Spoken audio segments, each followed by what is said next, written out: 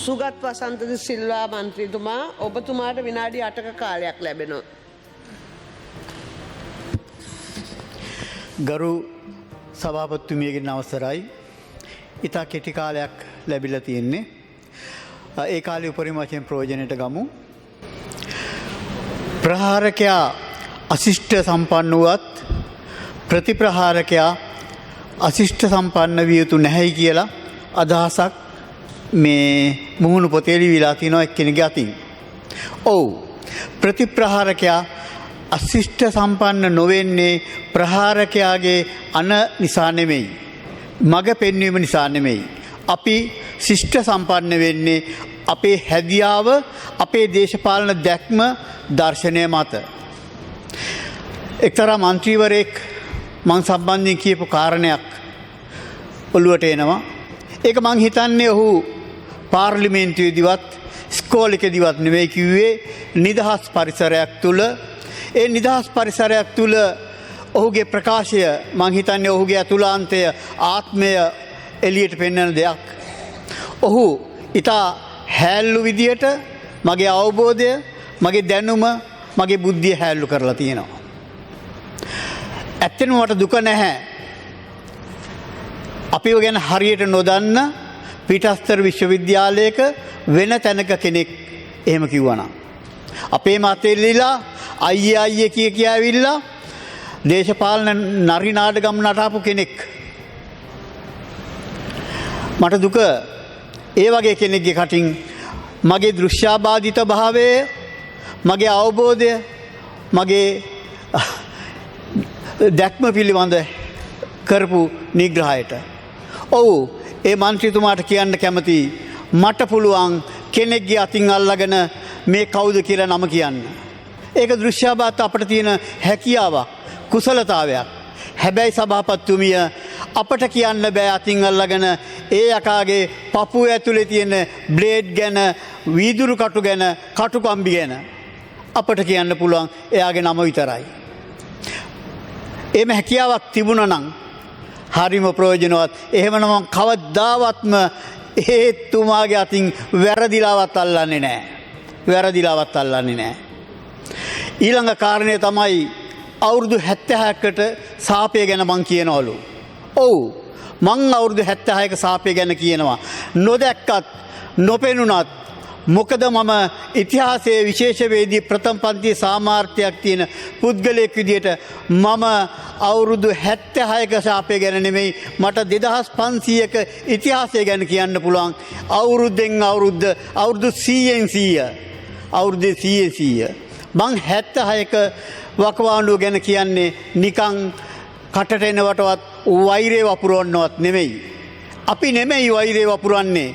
ඒ ප්‍රකාශකයා කියන අන්තිමට මුන්ට ගහනකොට පාරවල් සොයාගන්න බැරිව නන්නත්තර වේවි කියලා. ගරු සභාපතිතුමිය මොකද්ද මේ කියන්නේ? ජාතික ජනබලගේ බලවේගයේ മന്ത്രിවරුන්ට ජනතා විමුක්ති පෙරමුණේ മന്ത്രിවරුන්ට ගහනකොට අපට පාරවල් හොයාගන්න බැරි වෙයි කියලා. මේක නේද වෛරය? මේක නේද ප්‍රචණ්ඩත්වයේ කැඳවනවා කියන එක? එතකොට කවුද වෛර කරන්නේ? කවුද ප්‍රචණ්ඩත්වයේ කැඳවන්නේ? ප්‍රචණ්ඩත්වයේ උසිගන්වන්නේ කවුද? මේ නීතිඥතුමා. මම එම නීතිඥතුමාට කියනවා මගේ කේන්තිය, මගේ වෛරය නැත්තම් මගේ කලකිරීම දුක සාධාරණයි. 1978 විවස්ථාවේ මං වගේ ආබාධිත මිනිසුන්ට පාවිච්චි කරන වචනේ මොකක්ද? අබල තැනැත්තන්. දුක නැද්ද? දුක නැද්ද? වේදනාවක් දැනෙන්නේ නැද්ද? ඊළඟට 1996 පනත ආබාධිත තැනැත්තන් පිළිබඳව මේක යථාර්ථයක් වෙලා නැහැ. මේ දෙන අයිතිවාසිකම් යථාර්ථයක් වෙලා නැහැ. ඊට අවුරුදු 8කට කලින් අපට ලැබෙනවා රාජ්‍ය පරිපාලන චක්‍රලේඛයක් 1988 ආබාධිත තැනැත්තන්ට රජයේ රැකියාව වලින් 3% දෙන එක. මෙච්චර කාලයක් ගිහිල්ලා ඒක යථාර්ථයක් වෙලා නැත්තම් ගරු සභාපතිතුමියනි දුක නැද්ද වේදනාව නැද්ද දුක නැද්ද වේදනාව නැද්ද ඊළඟට 2003 ආබාධ සහිත තැනැත්තන් පිළිබඳ ප්‍රතිපත්තියක් එනවා ඒක මහ පොළොවේ පැලවුන්නේ ක්‍රියාත්මක වුන්නේ ඉතින් මට කියන්න දුක නැද්ද වේදනාව නැද්ද 2014 ජාතික ක්‍රියාකාරී සැලැස්මක් එනවා මේවා කැබිනට් මණ්ඩල අනුමත කරපුවා ඒ එකක්වත් ක්‍රියාත්මක වෙලා නැහැ ඉතින් මට කියන්න දුක නැද්ද වේදනාව නැද්ද ඉතින් මේක නෙමෙයිද ශාපය තව විනාඩි දෙකක් කාලයක් මේක නෙමෙයිද ශාපය මෙන්න මේ තව විනාඩි කීප මේක නෙමෙයිද ශාපය මේකට ශාපය නොකිය වෙන මොකක්ද කියන්නේ ඒ මන්ත්‍රීවරයාට නම් මුලමැද අග මතක නැහැ මොකද හේතුව දේශපාලනිකව නන්නත්තර වෙලා නිසා මම දැනගන්න කැමති ගරු විපක්ෂ නායකතුමනි විපක්ෂයේ පොදු අදහසද මේ ආබාධ සහිත පුද්ගලයන් පිළිබඳ හතරක් පොදු අදහසද මේ ගරු මගේ අම්මත් ඡන්දෙ දීපු ශ්‍රී ලංකා නිදහස් පක්ෂයේ ලේකම්වරයා මට කියන්න මොහුගේ කටින් එන්නේ ශ්‍රී ලංකා නිදහස් පක්ෂයේ ආබාධිත වූවන් පිළිබඳ විග්‍රහයද මතයද මේකද ශ්‍රී ලංකා නිදහස් පක්ෂයේ මතය ගරු විපක්ෂ නායකතුමනි ඔබ කියන්න මේකද විපක්ෂයේ මතය ඔබත් එක්ක මම මෑතක කෙටි සංවාදයක් යෙදුණා මට කියන්න විපක්ෂ නායකතුමනි අපේ අවබෝධය ගැන අපේ දැනුම ගැන අපේ බුද්ධිය ගැන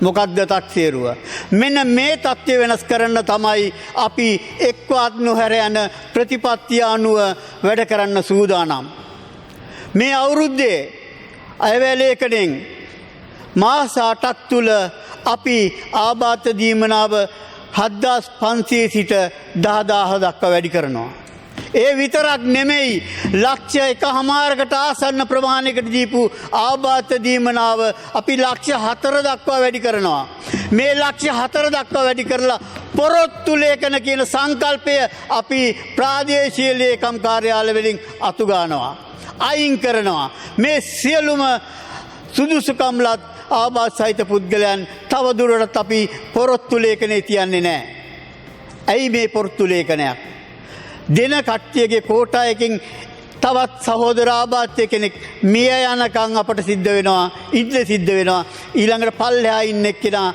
උඩට ගේන්න ගරු අමාත්‍ය පන්නිල සහෝදරයා කිව්වා වගේ අපි මේ සංඛ්‍යාව 4,10,000කට වැඩිය ගේනවා මොකද්ද වෙන්නේ කෙනෙක්ගේ මරණය ප්‍රාර්ථනාවෙන් ආධාරය බලාපොරොත්තුෙන් ඉන්න අපට ආබාධ සහිත තැනැත්තන්ට සිද්ධ වෙන්නේ නැහැ අපි එතනින් නතර වෙන්නේ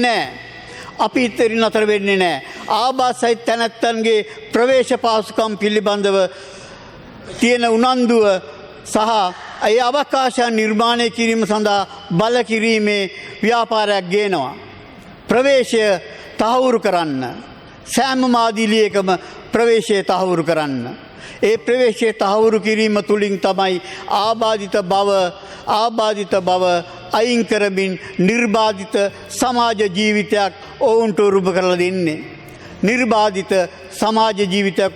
කරලා දෙන්නේ ඒ නිර්බාධිත බව මතවාදී තලයේත් අවශ්‍යයි ඩිජිටල් තාක්ෂණයේත් අවශ්‍යයි අධ්‍යාපනයේදී සමාජ සුබ සාධනයේදී කොටින්ම කිව්වොත් දෛනික සියලුම තැන්වලදී මේ නිර්බාධිත සමාජ ජීවිතයක අවශ්‍යතාවය ආබාධ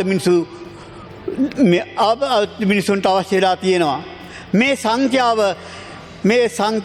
17 ලක්ෂයකට වැඩි මේක ඉලක්කමක්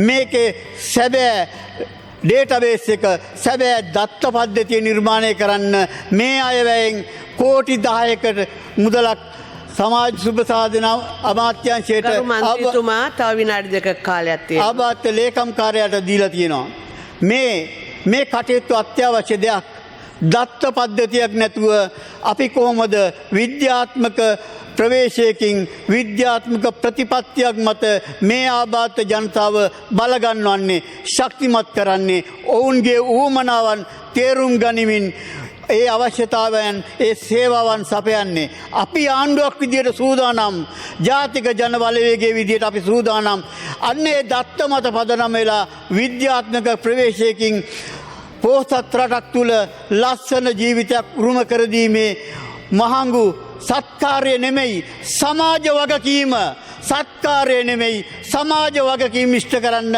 ජාතික ජන බලවේගයේ රජය සූදානම්. අන්න ඒක තමයි ගරු ජනාධිපති අනුර කුමාර දිසානායක සහෝදරයා කිව්වේ.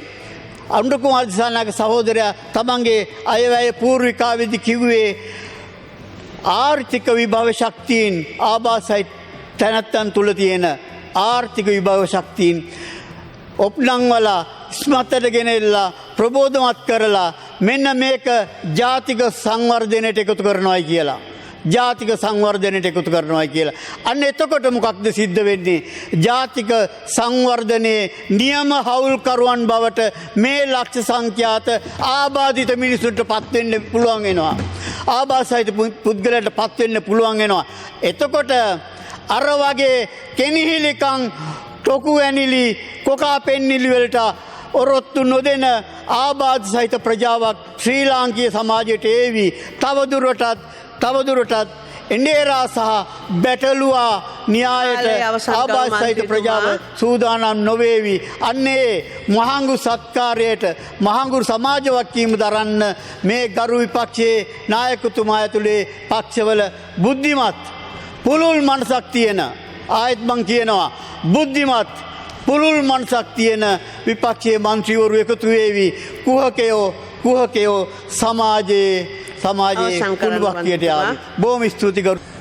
අපේ සුගත් සිල්වා මැතිතුමා සම්බන්ධව මම කරු ප්‍රකාශයක් සම්බන්ධ විශේෂයෙන්ම සමාජ මාධ්‍යයේත් ඒ වගේම විවිධ මාධ්‍ය හරහාත් මට දෝෂාරෝපණය කළා තිබුණා. විශේෂයෙන් මම කියන්න කැමතියි සුගත් සිල්වා මැතිතුමා කියන්නේ මාත් එක්ක විශ්වවිද්‍යාලයේ අප එකට හිටපු සහෝදරයෙක්.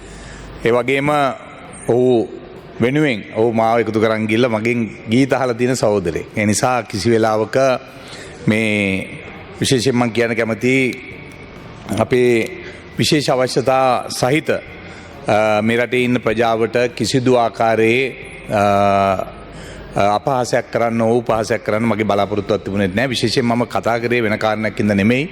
ඒක මාත් එක්ක දැනුත් මේ අපි කෑම කාලාවේ අපි දෙන්නත් එක්ක ඉඳගෙන. නමුත් කෙසේ වෙතත් අපි මම කිව්වේ වෙන කාරණයක් ඉඳ නෙමෙයි.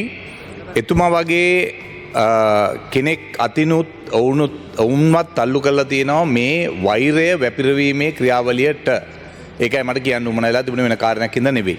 ඒ නිසා විශේෂයෙන්ම මම සමාව ඉල්ලනවා එතුමාගෙනුත් ඒ වගේම විශේෂ අවශ්‍යතා සහිත සියලුම ආදරණීය සහෝදරයන්ගේ මේ රටේ විශේෂයෙන්ම මට පපුවක් තියෙන කෙනෙක් හදවතක් තියෙන කෙනෙක් කවදාවත් අපි ඒ අයව තලා පෙලා වැඩ කරන අය නෙවෙයි. ඒ නිසා විශේෂයෙන්ම ඒ සියලු දෙනා වෙනුවෙන් නැවතත් මම සමාව ඉල්ලනවා. ඒ නිසා සුගත් සිල්වා මැතිතුමාට හිත රිදුනා නම් මම ඔහුට ඊට කලින් ගිහලා කතා කරා. විශේෂයෙන්ම මේ සියලු දෙනා වෙනුවෙන් සමාව භජනය කරනවා. ඒ වගේම විශේෂයෙන්ම මේ ප්‍රශ්නෙට අපේ විපක්ෂ නායකතුමා ඇඳ ගැනීමට මම කරුණා කළා කියන අයට කරුණා කළා ඒක නතර කරන්න. මොකද හේතුව විපක්ෂ නායකතුමා කියන්නේ අපේ නායකයා විදිහට මේ විපක්ෂේ අපි සියලුම පක්ෂවල එකට එකමුතු වෙලා වැඩ කරන්නේ. අපේ එකෙන් විපක්ෂයේ සන්දානයේ සියලුම පක්ෂවල අයට යම් අපහසුතාවයක් සිදු වුණා නම් ඒකටත් මගේ සමාව ඉල්ලනවා. මම කියන්නේ එහෙම සමාව ගන්න තරම් මනුස්සකමක් සහ හැදියාවක් අපිට තිබෙනවා.